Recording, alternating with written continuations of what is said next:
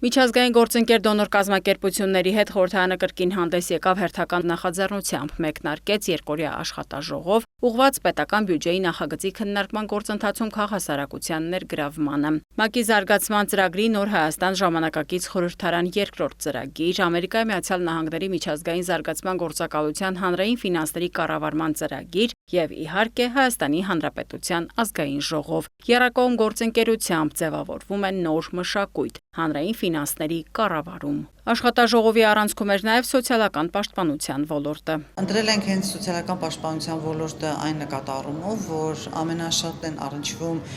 շահառուների հետ եւ այստեղ շատ են պետության կողմից պատվիրակված լիազորությունները։ Աշխատաժողովի գլխավոր նպատակն է ազգային ժողովի մշտական հանձնաժողովների եւ քաղաքասարակության միջև հաստատել համագործակցություն ու առավել ընդլայնել քաղաքացիների մասնակցությունը բյուջետային գործընթացներում։ ՄԱԿ-ի զարգացման ծրագրի Նոր Հայաստան ժամանակակից խորհրդարան երկրորդ ծրագրի համակարգողը փաստում է, որ սա եւս մեկ միջոց է խորհրդարան եւ հասարակություն կապն առավել սերտացնելու տեսանկյունից, ու քանի որ բյուջեն հաստատվում է հենց ազգային ժողովի կողմից, ապա այն պետք է լինի մասնակցային։ Կարևոր նաև կետերից է, որպեսզի բյուջեն լինի կենտրոնազգայուն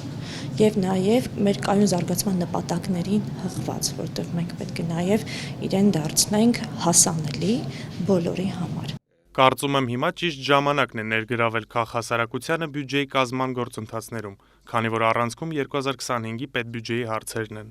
Առաջիկայում ազգային ժողովում կմեկնարկեն 2025 թվականի բյուջեի նախագծի քննարկումները, նշում է Հերիկ Նաստիգրանյանն ու մանրամասնում քաղաքասարակության ներգրավման ձևաչափը։ Բյուջետային տարվա առաջի եռամսյակից նրանք կարող են ներկայացնել իրենց առաջարկությունները եւ մինչեւ այն պահը, երբ դեռ ազգային ժողովում այդ նախագիծը չի դարձել օրենք։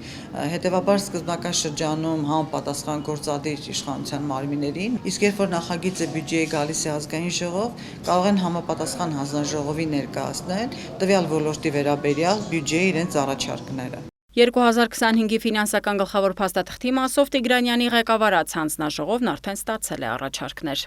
Առաջարկները վերաբերում են խնամքի, ծառայությունների, մատուցման տարբեր խմբերի։ Աշխատաժողովին ներկայացվեցին տեսակետներ մասնակցային բյուջետավորման սկզբունքների վերաբերյալ ու անդրադարձ կատարվեցին բյուջեի նախագիծը վերլուծելու եւ առաջարկներ ձևավորելու պրակտիկ մեթոդներին։ Ազգային ժողովի բյուջետային գրասենյակի փորձագետն էլ ներկայացրեց բյուջեի կազմման սկզբունքներն ու այդ գործում ազգային ժողովի դերը։